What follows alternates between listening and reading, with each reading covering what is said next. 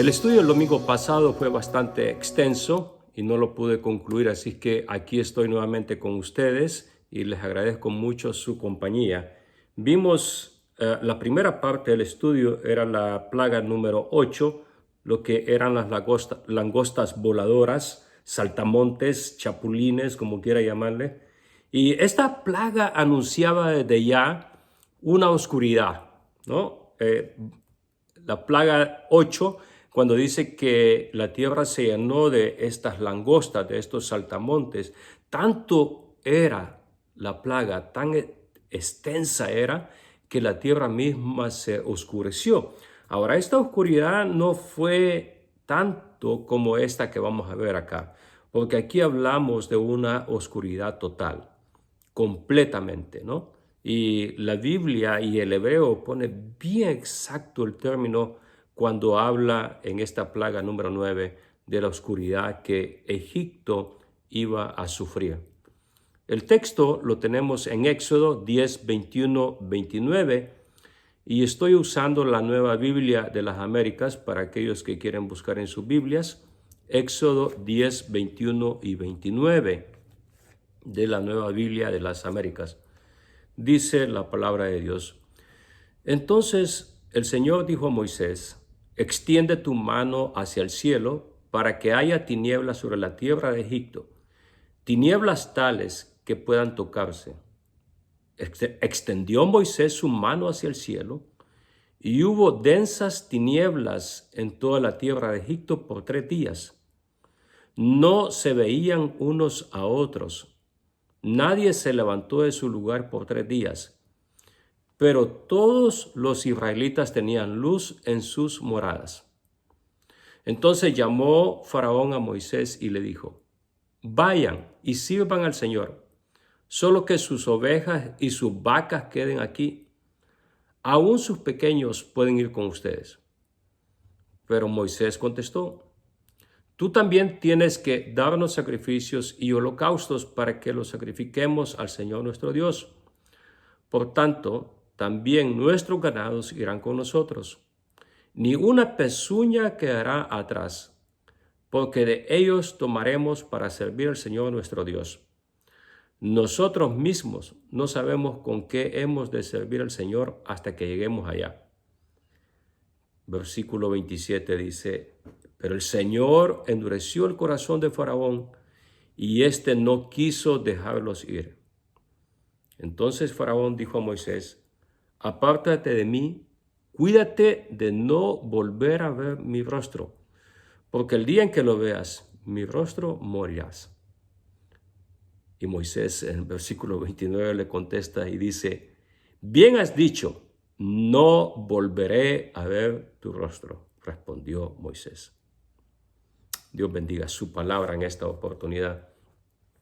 Esta plaga fue un ataque directo al dios falso Ra, ¿no? Es un nombre muy corto, muy pequeño, 2 letras, R-A, Ra, el dios del sol. Dios ha ido desmantelando, destruyendo a cada uno de los grandes dioses de Egipto. Y esta plaga lleva nombre, va dirigida al Dios mayor, al Dios Sol. No porque Ra, el Dios Sol, sea un Dios verdadero, pero que sí lo era en las mentes y en los corazones de casi todos en Egipto. ¿Sí? Esa es la diferencia.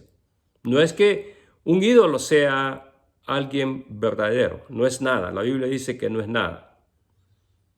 Pero en la mente de aquellas personas que adoran, que veneran al ídolo, lo es. Y esto es lo que Dios va a destruir. Entonces, ¿quién era Ra, este Dios? Bueno, este era el rey, podemos decir, el Señor, el patrón de todas las deidades, el padre de toda la creación. Era el patrón del sol, del cielo, la realeza, el poder y la luz. No solo era la deidad que gobernaba las acciones del sol, también él mismo podía ser el sol. Así como la luz emanaba o sale de él mismo podía ser la luz. Aquí entonces encontramos que Ra era el último de los dioses, el que estaba arriba, el que estaba en el pináculo, arriba.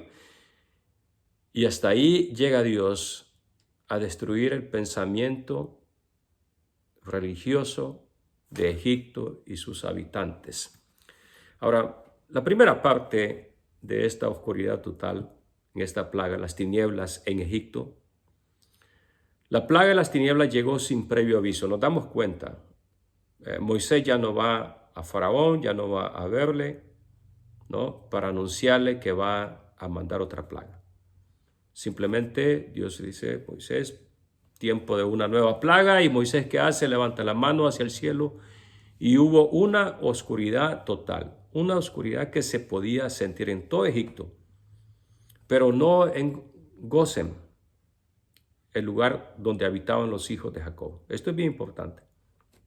Las tinieblas, de una manera milagrosa, iban a cubrir nada más lo que eran los egipcios. Ahora, las tinieblas es un preludio, es un anuncio, un aviso de la última y peor de las tragedias que vendrá a Egipto y que llenará a toda la nación de luto. Y es la plaga número 10. No voy a hablar de eso en este momento. Pero digo, esta plaga, este luto, estas tinieblas es un aviso de lo que viene. Algo peor viene. Aunque esta plaga de la oscuridad, muchos la miran como algo sencillo. Esta oscuridad es sobrenatural, es total. He tratado de leer algunos comentarios, especialmente de judíos, de rabinos hoy en día. Y es interesante cómo muchos de ellos comienzan a dar sus puntos de vista y a tratar de dar un punto de vista bíblico juntamente con un punto de vista, vamos a decir, físico o de una manera quizás inteligente acerca de la ciencia. No hay una manera verdadera que pueda explicar esta oscuridad sobrenatural, en la cual nosotros podamos comparar lo científico con lo sobrenatural. No se llevan las dos cosas, es como el agua y el aceite. Esta oscuridad era sobrenatural, era un milagro, y no hay manera de poderlo explicar de una manera científica. Ahora, cuando hablamos de 3 días, prácticamente estamos hablando de 6 noches, o sea, 3 días, ¿no? Lo que comprendía el día y lo que comprendía la noche. Quiere decir que los egipcios iban a vivir 6 noches en completa oscuridad. La palabra hebrea para oscuridad total es oscuridad de las tinieblas, oscuridad absoluta. La gente no podía verse, ni nadie podía salir de su casa. No sé si en alguna oportunidad usted ha estado en una oscuridad absoluta. Y no estoy hablando de un eclipse, no estoy hablando de cuando las luces se van hay una tormenta eléctrica, muchos han experimentado esto, y la luz se va por un momento o por unas horas, ¿no? No estamos hablando de esa oscuridad. Quizás lo más cercano, lo más próximo a esta oscuridad es la experiencia de ir a una caverna, a una cueva, a una caverna, ¿no? Es la mejor palabra, quizás la caverna, en español. Y yo tuve la oportunidad de estar en una caverna. Nos sumergimos en tierra por unos pasillos muy pequeños y llegamos abajo. Y claro, había luz cuando bajamos y tenían electricidad y todo. La caverna podías ver y podías apreciar todo lo que había ahí. Pero en un momento, este es algo creo que en todos los paseos, los que hacen estos paseos en las cavernas, lo hacen con todas las personas, y es que apagan en un momento determinado, ¿no?, la luz para que puedan ver la oscuridad total que hay ahí. O sea, te llevan hasta adentro, bajas, y en un momento el hombre dice, bueno, vamos a apagar las luces para que ustedes puedan sentir lo que se siente una oscuridad total. Y da las instrucciones: no se muevan de su lugar, no hagan nada, quédense quietos, la luz va a volver en 5 segundos, una cosa así. Y apaga la luz y no miras ni tus manos, no miras nada, absolutamente nada, y sientes un temor, un miedo en esta oscuridad, ¿no? Es algo tenebroso, es algo fatal estar en esta caverna de esa manera. Claro, no dura mucho tiempo, encienden las luces y todo vuelve a la normalidad. Pero de esta oscuridad más o menos estamos hablando ahí. Aunque digo, no se acerca a cuando comprendemos el pasaje que tenemos delante de nosotros. Porque el pasaje en Éxodo, cuando dice, y tinieblas tales que puedan tocarse. O sea, va a ser una oscuridad densa, muy fuerte. Y esta oscuridad era producida de una manera maravillosa. Es un milagro, como lo que sucede en Apocalipsis 16:10, cuando uno de los ángeles de Abraham dice, su copa, ¿no? El quinto ángel dice, derramó su copa sobre el trono de la bestia y su reino se cubrió de tinieblas y mordían de dolor sus lenguas. Aquí tenemos en Apocalipsis una descripción casi paralela de lo que sucede. Y aunque no tenemos una descripción de lo que fue la experiencia de los habitantes de Egipto, o sea, no tenemos nada de eso en Éxodo. Solamente tenemos la narración de la plaga, pero no tenemos una narración de lo que, o detalles de lo que vivió la gente en Egipto, los que pasaron esto, ¿no? Era una oscuridad tan densa y tan húmeda que no permitía que la gente pudiera encender las velas, los candiles que tenían disponibles en su casa. No funcionaron, se apagaron. Tuvo que haber sido un milagro, definitivamente. Tan impresionante fue esta plaga que en el Salmo 105, cuando se hace mención de ella, cuando comienza el relato acerca de las plagas en Egipto, la que ocupa el número 1, es decir, con la que comienza narrando lo que es las plagas, el Salmo 105 la pone como número 1. Quiere decir que la experiencia de los habitantes de Egipto y lo que quedó grabado en sus memorias fue tan grande que merece que el Salmo 105 lo ponga allí como número 1, como una plaga que tocó a todos. La experiencia de estar en esta densa oscuridad fue tal que todos los ídolos, ¿no?, que los egipcios tenían y que no pudieron hacer nada por ellos. Piensen esto. Ahí estaba el dios Ra. Me imagino que en el momento que comenzó la oscuridad comenzaron los clamores, las oraciones al dios del sol para que volviera la luz. Pero no hubo una respuesta. El Salmo 78:49 menciona también algo muy importante, quizás de lo que llegó a suceder en ese tiempo en Egipto.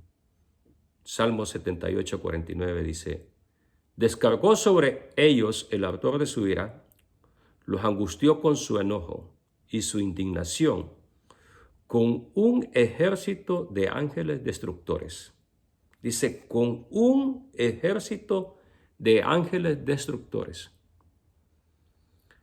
La tradición de los judíos, lo que los judíos cuentan acerca de esta oscuridad, es que los egipcios estaban tan aterrorizados por las apariciones de los espíritus malignos, o más bien quizás por los espantosos sonidos, murmullos que escuchaban en medio de toda esta oscuridad. Fue una pesadilla. Esos 3 días fueron una pesadilla completa. No pudieron dormir. Sus conciencias mismas los acusaban. Esta es la plaga que pudo quebrantar hasta el egipcio más macho. Lo hizo pedazos de espanto en Egipto. Lo quebrantó tanto. No había un hombre ahí que pudiera resistir esta plaga. esta oscuridad en la cual el cuerpo experimenta un miedo, un temblor, un rechinar de dientes. Llegamos a la oscuridad espiritual, punto B.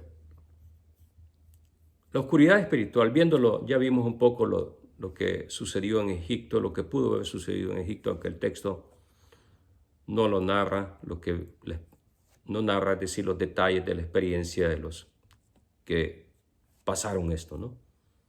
Y en realidad no tenemos ninguna narración porque Moisés no vivió esto, ni los hijos de Jacob no vivieron esto. Esta oscuridad llegó nada más a los que vivían en Egipto. Ahora, viéndolo en el aspecto espiritual, la oscuridad es un símbolo del pecado. Jesús dijo, esto es bien extraño, pero mira cómo es esto. Jesús dijo que los malvados aman más las tinieblas que la luz. ¿Cómo es posible esto, no? Pero así es. Juan 3:19 dice, y esta es la condenación, que la luz vino al mundo, pero los hombres amaron más las tinieblas que la luz. ¿Y por qué? Porque sus obras eran malas. Ahí está la razón. No vienen a la luz porque no quieren que sus obras sean reveladas. Ahora, Jesús es la luz del mundo. Es la luz que vino al mundo. Los que le siguieran ya no iban a caminar en tinieblas. Ya no iban a andar en tinieblas. Él es nuestra luz. En Juan 8:12, Jesús les habló otra vez diciendo, yo soy la luz del mundo. El que me sigue no andará en tinieblas, sino que tendrá la luz de la vida. La luz de la vida. Cuando estamos en Jesús, cuando estamos en sus caminos, cuando estamos en su palabra, tenemos la luz y no estamos en tinieblas. No experimentamos esa falta de fe, esa vida sin esperanza. Juan 12:46, nuevamente Jesús dice, yo la luz he venido al mundo para que todo el que cree en mí no permanezca en tinieblas. Jesús es la luz que ha venido para darnos a nosotros vida y para que no vivamos en tinieblas. Ahora, la oscuridad también es una señal. Ya vimos que la oscuridad es un símbolo del pecado, pero también es una señal de la ira y el juicio de Dios. Y esto quizás no es muy popular, lo que vamos a ver en esta oportunidad, en esta parte acá. La oscuridad de Dios cubrió la tierra durante 3 horas. También, piensen esto, durante la crucifixión de Jesús. Jesús se refirió a las tinieblas de afuera como el lugar donde los malvados pasarían la eternidad. Este es el lugar donde el llanto y el crujir de dientes es lo que se da. Mateo 22:13 dice, entonces el rey dijo a los que servían, aten a este de pies y manos y échenlo de aquí a las tinieblas de afuera. Allí habrá llanto y rechinar de dientes. Esta persona que no estaba preparada, no estaba vestida, no estaba cubierta, vamos a decir, con el vestido de Dios, es echada afuera. Mateo 25:30 dice, y al siervo inútil, echarle en las tinieblas de afuera, ahí será el lloro y el crujir de dientes. Podemos quizás imaginarnos una escena así, ¿no? El infierno entonces no es un lugar agradable. No es un lugar como muchos lo han pintado, y esto el diablo se ha encargado de hacer eso, creo, de pintar, es decir, de hacer pensar a la gente que el infierno no es un lugar donde ahí van a estar todos mis amigos de parranda, de fiesta, ahí van a estar. Y entonces yo quiero estar ahí también con ellos porque vamos a seguir la fiesta. No se trata de eso. La Biblia jamás describe eso así. Es bastante tonto poder pensar que queremos ir a un lugar simplemente porque nuestros amigos están ahí. Esta es una oscuridad en la cual va a traer mucho miedo, temblor, lloro y crujir de dientes. Es una oscuridad tangible, es decir, que se puede tocar, inspira miedo, pánico y provocará el llanto y el crujir de dientes. Y esta es la oscuridad espiritual y sobrenatural que Dios trajo a Egipto. Una vez más, ¿no? En medio de toda esta plaga, de toda esta oscuridad, Faraón busca un compromiso, busca un trato que a él le ayude a salir bien. Porque ya aún los de su misma corte, sus consejeros, su gabinete, dijimos, ¿no? Ya estaban molestos, diciendo, mira, el país está quebrado, deja ir a esta gente. Se habían dado cuenta ellos de que Jehová era el Dios verdadero. La gente en Egipto, también pensemos esto, estaba contra Faraón quizás. No era popular. La gente en Egipto se había dado cuenta que Jehová, Yahvé, el Dios verdadero, y ya su nombre era conocido en Egipto, había matado a su Dios mayor, al Dios Sol. Que recordemos, cuando todas las plagas estaban, era algo sencillo. Eran plagas de rana, eran plagas de cosas que sucedían, de sangre allí, pero digo, estaban en un lugar determinado.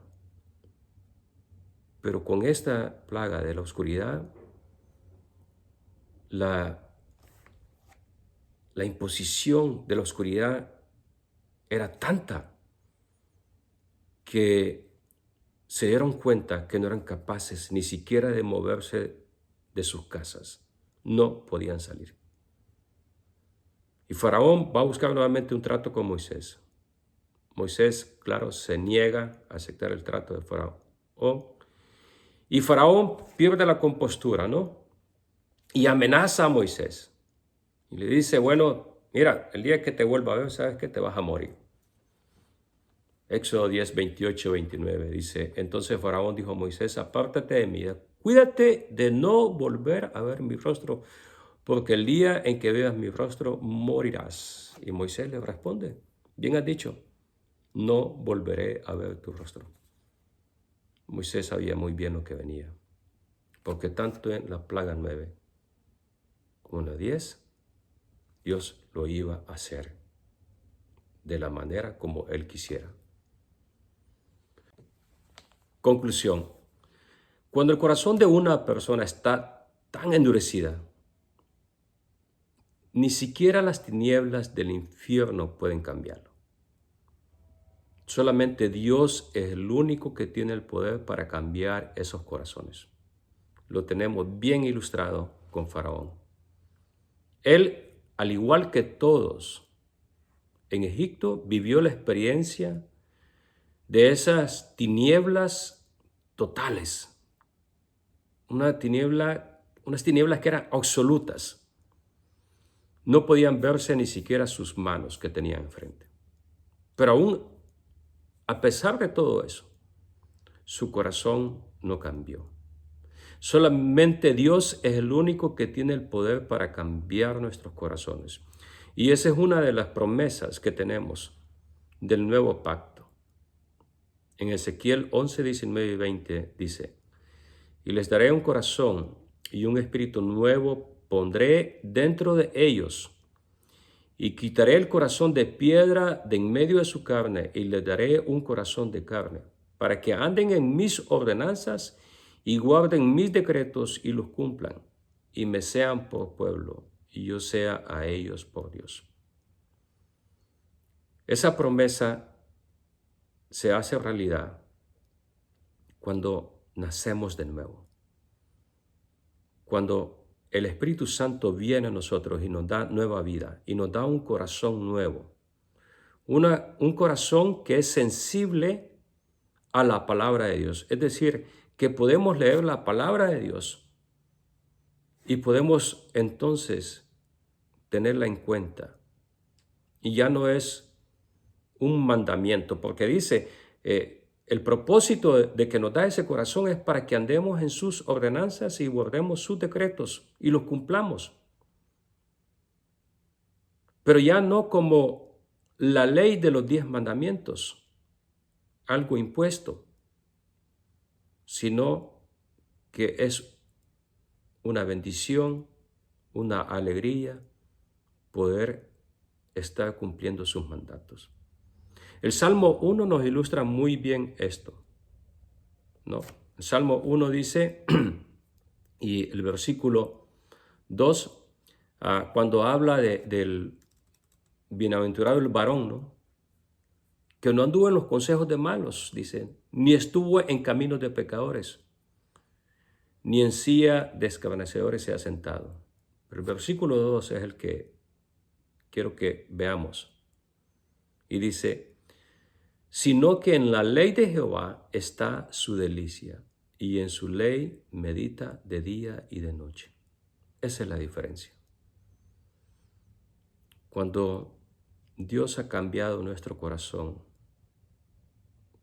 de piedra, a un corazón sensible a su palabra, es cuando la ley, la palabra de Dios, escuchar la palabra de Dios, es una delicia.